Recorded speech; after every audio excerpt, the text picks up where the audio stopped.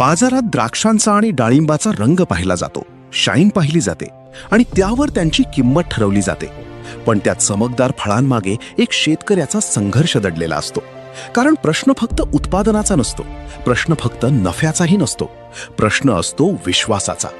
आज प्रत्येक शेतकरी स्वतःला एक प्रश्न विचारतो, मी जे पिकवतो ते माझ्या घरच्यांना निर्धास्तपणे खायला देऊ शकतो का? याच प्रश्नातून बदलाची सुरुवात होते. जेव्हा शेती रासायनिक अवलंबित्वातून बाहेर पडते आणि निसर्गाच्या मार्गाने चालू लागते, तेव्हा पीक फक्त दिसायला सुंदर राहत नाही, तर ते बनतं अधिक सुरक्षित, अधिक दर्जेदार आणि सर्वात महत्त्वाचं म्हणजे रेसिड्यू फ्री.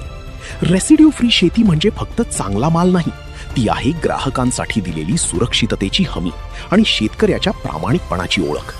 आज जगाला फक्त चमकदार फळं नको आहेत, जगाला हवं आहे विश्वासाने खाता येईल असं अन्न. आणि तो विश्वास परत आणण्याची ताकद आहे रेसिड्यू फ्री शेतीमध्ये. कारण जेव्हा शेती बदलते तेव्हा फक्त पीक बदलत नाही, तर लोकांचा विश्वासही परत मिळतो.